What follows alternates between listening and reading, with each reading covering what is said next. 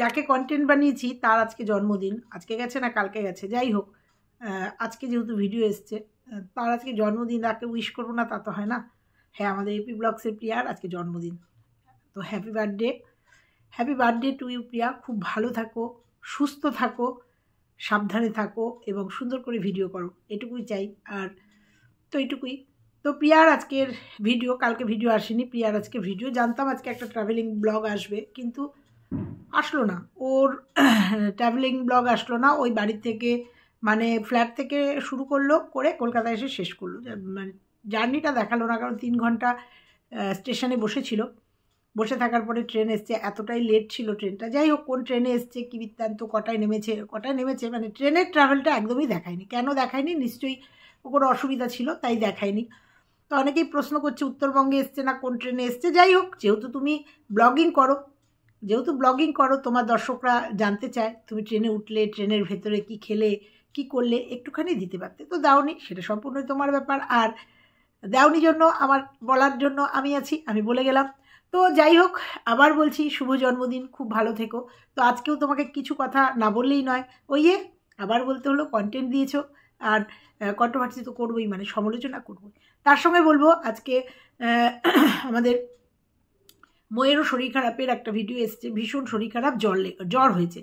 তো কালকে তোমাদের আজকে সকালের ভিডিওতে বলেছিলাম যে কল্লোলকে একটা ভয়েস দিয়েছিলাম, কল্লোল উত্তর দেয়নি, অনেক রাত্রিরে দিয়েছিলাম। তারপরে যখন ভিডিওটা করে, তোমরা সবাই জানো রাতে ভিডিও করি, রাত্রে ভিডিও করেছি, ভিডিও যখন আপলোড হয়ে গেছে তারপরে দেখি কল্লোল লিখেছে, আন্টি এইমাত্র ডাক্তারের কাছ থেকে নিয়ে আসলাম, ডাক্তার দেখিয়ে নিয়ে এসেছি। তো বুঝতে পেরেছিলাম যে তোমাদের বলেছিলাম যে না দেয়নি, না দিয়েছিল, কল্লোল একটা উত্তর দিয়েছিল যে প্রচণ্ড জ্বর এসছে এবং ডাক্তার দেখিয়েছি।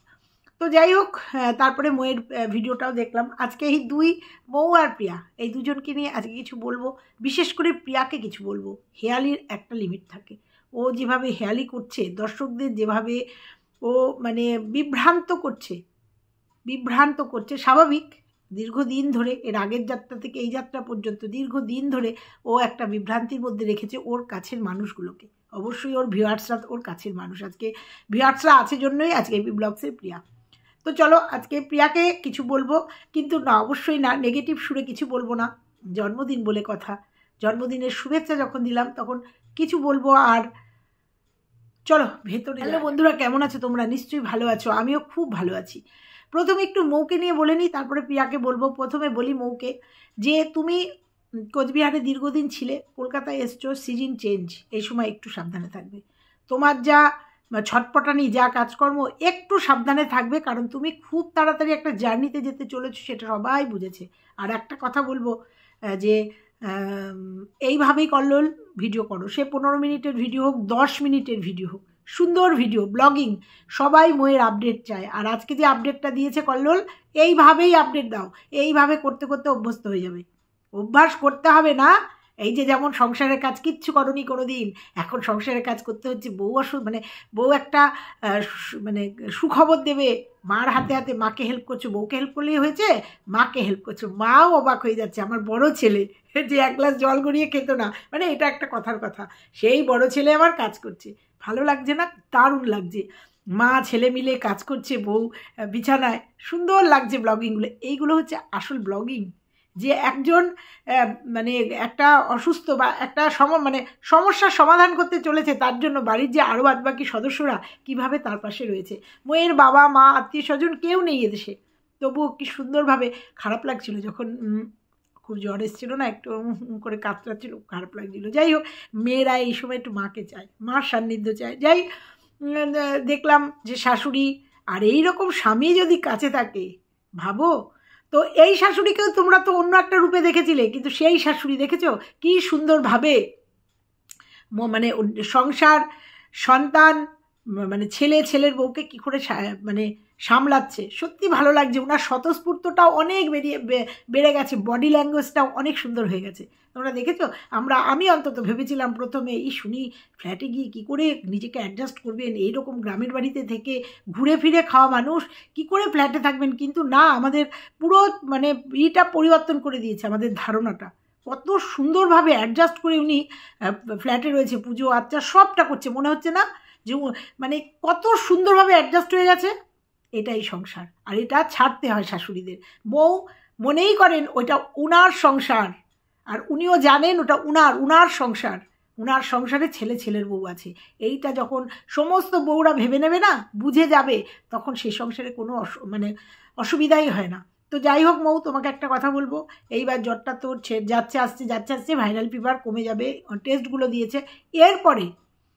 এরপরে যতটুকু তোমার ক্যামেরার সামনে আসবে, বাদবাকিটাকে কল্লোলের উপরে ছাড়ো। আর নিজেকে এবার শক্ত, এমনি মোটামুটি গুছানো হয়ে গেছে, খাট এসে গেছে, ফ্রিজ এসে গেছে, মোটামুটি সংসারে যেটুকু দরকার তুমি গুছিয়ে নিয়েছো।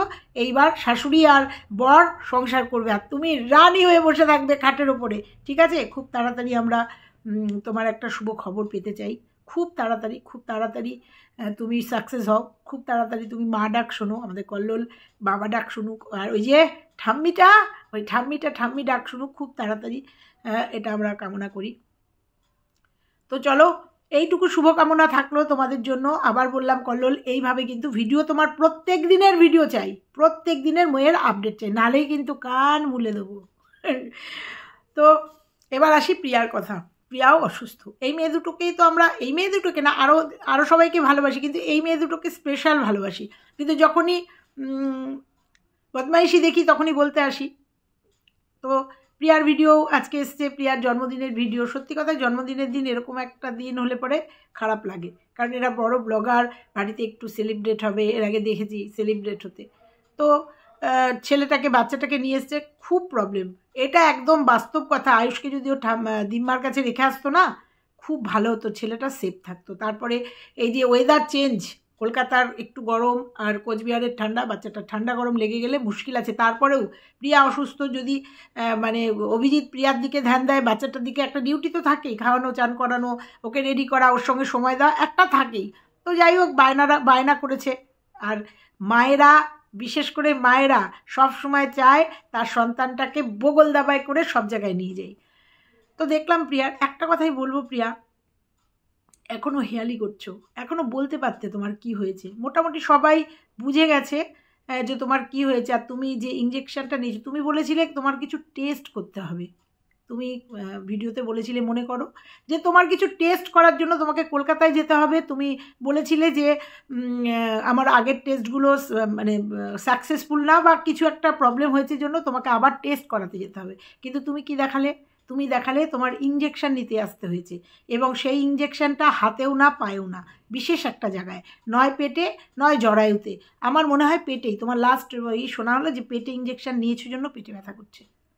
তো এখনও হেয়ালির মধ্যে রেখেছো। তুমি একজন বড় ব্লগার, কেন বলে দিলে এত অসুবিধা কোথায়? যে তোমার কি হয়েছে, প্রত্যেকে জিজ্ঞাসা করছে, দিদিভাই তোমার কি হয়েছে, দিদিভাই তোমার কি হয়েছে, বোন তোমার কি হয়েছে। কারণ তোমাকে সবাই ভালোবাসে, যারা ভালোবাসে তারা বলেছে তোমাকে যে বোন তোমার কি হয়েছে। দেখো, এই জায়গাটা এমন জায়গায়, তৃতীয় জায়গায় তুমি নিয়ে যাচ্ছ, যখন তুমি বলবে না তখন আর সেটা সাসপেন্স থাকবে না, তখন সেটা বিরক্তি থাকবে, বিরক্তিকর, মানুষ পাত্তাই দেবে না, যা হয়েছে হয়েছে, ও বলছে বলুক গে, এরকম একটা ব্যাপার হয়ে যাবে। তুমি তোমার ভিডিওতে তুমি করতেই পারো, এটা সম্পূর্ণ তোমার ব্যাপার, কিন্তু তোমার ভিউয়ার্সদের সাথে আমার মনে হয় এই রকম মানসিক একটা যন্ত্রণা না দেওয়াই ভালো। আবার অনেকে বুঝে গেছে কিন্তু যে তুমি প্রেগনেন্ট। কেন বলো তো তোমাকে নিয়ে এত টেনশন হচ্ছে সবার, এত জানতে চাইছে সবাই, কেন বলো তো? তার কারণ হচ্ছে তুমি থ্যালাসেমিয়ার বাহক, সেই জন্য সবাই জানতে চাইছে। নালে সবাই তো খুশি হতো যে, বা হতো যে তোমার একটা বাচ্চা হতেই পারে, সেকেন্ড ইস্যু, আমাদের আয়ুষের যা বয়স, 8 বছর বয়স, একটা সেকেন্ড ইস্যু নেওয়ার সময় হয়ে গেছে, তোমার নিতেই পারো। কিন্তু যারা তোমার নিয়মিত ব্লগার ভিউয়ার্স, তারা কিন্তু জানে। তো যাই হোক, তুমি আজকেও বলেছিলে টেস্ট করাবে, কিন্তু তুমি আজকের ভিডিওতে আমি দেখলাম তোমাকে ইঞ্জেকশন দিয়েছে, এবং তুমি বললে খুব পেনফুল ইঞ্জেকশন, জলস্থির মতো চেহারা, পেনফুল ইঞ্জেকশন। তো অনেকে কমেন্ট করেছে যে তুমি কি টেস্ট টিউব বেবি নিচ্ছ। হতেই পারে, কারণ এক একজনের মাথায় এক এক রকম আসছে যে তুমি নাভিতে কিসের ইঞ্জেকশন নিলে। তো এখন তো মনে হচ্ছে যে তুমি প্রেগনেন্ট, এবং যেটা ভয় পাচ্ছিলাম সেই ভয়টাই নেই, একটা ভালো জায়গায় তুমি আছো, খুব ভালো কথা। মানে আশীর্বাদ করি বা কামনা করি তোমার যেন ওই যে যাত্রাটা, যে ইঞ্জেকশনটা নিচ্ছ অন্তত সুস্থতার জন্য বা কিছু আশা পাওয়ার জন্য, তো সেটা যেন সাকসেস হয়, 100-এ 200% যেন সাকসেস হয়, এটা কামনা করি। কিন্তু এত হেয়ালি করছো তো সেই জন্য। আর এই যে ভিডিওগুলো দেখছি খারাপ লাগছে। তারপরে এই গেল এই কথা। এবার বলবো, তোমাকে বলেছে 5 দিন রেস্ট, তুমি তাতে বলেছো ডাক্তার বলেছে ট্রাভেল করতে পারবে। দেখো, রেস্ট তুমি 5 দিন কলকাতায় 5 দিন রেস্ট করেই তুমি আসতে পারতে, যেহেতু 5 দিন রেস্ট বলেছে। এবার জানি না কালকের কি ভিডিও আসবে, 5 দিন রেস্ট করে আসতে পারতে। আর নিশ্চয়ই ডাক্তার বলেছে, আমার মনে হয় ট্রেনে জার্নিতে সেরকম কিছু একটা হয় না, কারণ ট্রেনের জার্নি তো অত ঝাঁকিটাকি হয় না, হয়তো 4 চাকার জার্নিতে ঝাঁকি হয়, খুব অসুবিধা হয়। কিন্তু একটা কথাই বলবো, যদি ডাক্তার বলে থাকে রেস্ট, এত বড় রিস্ক নিয়েছো, যেটা আমার মনে হচ্ছে এত বড় রিস্ক নিয়েছো, তাহলে 5 দিন কলকাতায় থেকেই তারপরেই আসতে পারতে। যদিও অনেকগুলো টাকার ব্যাপার, 900 টাকা করে ঘর ভাড়া নিয়েছো। দেখা যাক, শরীরটাও খারাপ হয়েছে, কারণ একটা ইঞ্জেকশন পুশ করার পর বলছে পেটে ব্যথা। তো কালকে তুমি তৎকালে টিকিট কাটবে, দেখা যাক। কিন্তু একটা কথাই বলবো, আজকে জন্মদিন, তোমাকে কিছু বলবো না সেইভাবে, কিন্তু একটা কথাই বলবো তোমাকে, যে এরকম হেয়ালি করো না, এরকম পাবলিককে হেয়ালি করো না। একসময় তোমার মানে নিজের মান সম্মান চলে যাবে, একসময় নিজের সম্মানটাকে আর ধরে রাখতে পারবে না, এটা আমার মনে হচ্ছে, আমার ব্যক্তিগত ধারণা দিয়ে বলছি। একটা সময় তোমার যে ব্লগিংয়ের এই যে ব্লগারের যে সম্মান, সেই সম্মানটা নষ্ট হয়ে যাবে, অনেকটা নষ্ট হয়ে গেছে তোমার ভুল কিছু কথা বলার জন্য, একটু মিথ্যাচারিতার জন্য, অনেকটা নষ্ট, হেয়ালি করার জন্য, মিথ্যাচারিতা না, অনেকটা নষ্ট হয়ে গেছে। আমি তোমার শুভাকাঙ্ক্ষী হয়ে বলছি যে তোমাকে আজ না কাল বলতেই হবে, যদি এটা মানে ঠিকঠাক আমরা যেটা গেস করছি সেটা হয়, যদি তোমাকে বলতেই হবে, বা তোমার যদি কোনো রোগ হয়েও থাকে তোমার ক্লিয়ারলি বলে দেওয়া উচিত। আর যদি শুভ কোনো সূচনা হয়, সবাই মিলে তোমাকে তোমার ভাগ করে নেওয়া উচিত। আজকে জন্মদিনের দিন সুন্দর করে এই শুভ সংবাদটা তুমি দিতেই পারতে, কিন্তু তুমি এখানেও একটা রাখলে বললে তোমার টেস্ট হবে, করালে তুমি ইঞ্জেকশন। আমি জানি না কালকে কোনো টেস্ট আছে কিনা, তুমি বললে কালকে তোমার তৎকালে টিকিট। তো যাই হোক, খারাপ লাগলো জন্য বলতে আসলাম। আর ওই যে বলেছি তোমাকে নিয়ে একটা করে ভিডিও করব, তুমি যে ভিডিওই দাও না কেন তার থেকেই তোমাকে আমি কিছু বলে যাব। তো এদিকে আমাদের বউ অসুস্থর জন্য কল্লোল সুন্দর ভিডিও করছে, এদিকে অভিজিৎ কিন্তু সুন্দর ভিডিও করছে। তো বারবার তো করছে, অনেকে দেখলাম কমেন্টে বলেছে, অভিজিৎ তোমাকেও বলি, তোমরা তো অভ্যস্ত না, যদিও দুজনেরা একটা করে চ্যানেল আছে, একটু চেষ্টা করো যেগুলো কমেন্টে আসছে সেগুলোকে পরিবর্তন করার জন্য। যারা তোমাদের ভালোবাসে তারাই কিন্তু তোমাদের কমেন্টের মাধ্যমে তোমাদের ভুল ত্রুটিগুলো বলে, তাদের তো কোনো চ্যানেল নেই। আমার যেমন চ্যানেল আছে, আমি ওখানে উইশ না করে এখানে উইশ করেছি। একটা কথাই বলবো, ভিউয়ার্সরা যেটা বলে, যারা পজিটিভ ভিউয়ার্স, তাদের কথা একটু শুনে চলো, ভালো লাগবে। যে ভুলগুলো তোমার ভিডিওতে দেখা যায় সেগুলো সুন্দর করে কারেকশান করে নিও, ভিডিও আরও সুন্দর হবে। প্রিয়া যদি সামনের দিন যেটা ভাবছি সেটা যদি হয়, এদিকে মৌ প্রিয়া দুজনেই যদি এরকম একটা সুন্দর জার্নির উপর দিয়ে যায়, তোমাদের স্বামীদের তো পাশে দাঁড়াতেই হবে এবং ব্লগিংগুলো করতে হবে। মৌ প্রিয়া দুজনেরই আপডেট দর্শকরা চায়, ভিউয়ার্সরা চায়। আর দেবে কারা?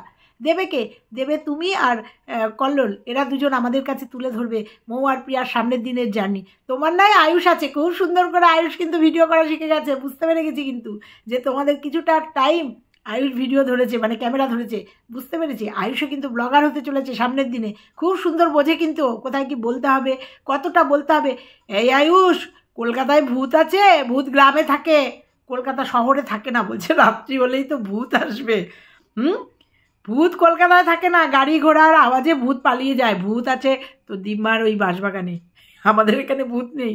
তো যাই হোক, আমরা সামনের দিনে কল্লোল আর অভিজিৎকে দেখব, বইয়ের সব আপডেট আমাদের কাছে তুলে দিচ্ছে। এবং দুজনারই, যদি প্রিয়ার এই আমরা যেটা গেস করছি, সমস্ত দর্শক যেটা গেস করছে যে প্রিয়া আবার মা হতে চলেছে, সেটা যাই হোক, টেস্ট টিউব বেবি হোক, বা আমাকে একজন কমেন্ট করেছিল যে দিদিভাই অনেক সময় থ্যালাসেমিয়ার বাহকদের নিতে পারে বাচ্চা, 2 না 3টে বাচ্চার পরে কিন্তু তাদের আর থ্যালাসেমিয়ার থাকে না, এবং সেটাও হচ্ছে 3 মাস হয়ে গেলে সেটা একটা টেস্ট করলে পরে বোঝা যায় পেটের মধ্যেই যে সেই বাচ্চাটা থ্যালাসেমিয়া নিয়ে জন্মাচ্ছে কিনা। সে একটা টেস্ট এর আগে একটা টেস্ট প্রিয়া এর আগে করেছে, সেই টেস্টটা হয়তো দিদিভাই হয়তো সেটা কিওর হয়ে গেছে, ওই জন্য প্রিয়া একটা সুন্দর খবর দিতে চলেছে এবং ওইটাই বোধহয় কিওর হয়ে গেছে এবং ওই জন্যই প্রিয়া মা হতে চলেছে। আবার খুব ভালো কথা, এটা আমাকে খুব সুন্দর করে একজন কমেন্ট করেছিল যে হতে পারে, খুব ভালো কথা, বিজ্ঞান অনেক এগিয়ে গেছে, অনেক এগিয়ে গেছে বিজ্ঞান। প্রিয়াই বলেছিল, তাই বলেছিলাম কথাটা, অনেক এগিয়ে গেছে, এটা যদি হয়ে থাকে এর থেকে ভালো খবর আর হতে পারে না। তো যাই হোক, আগামী দিন আমরা দেখব কল্লোল আর অভিজিৎ তার বইয়ের আপডেট তুলে দেবে। তো চলো, আজকে এটুকুই দেওয়া থাকলো। ভালো লাগলে লাইক, কমেন্ট, শেয়ার, আর চ্যানেলে নতুন হলে চ্যানেলটা সাবস্ক্রাইব করে দিও। টাটা।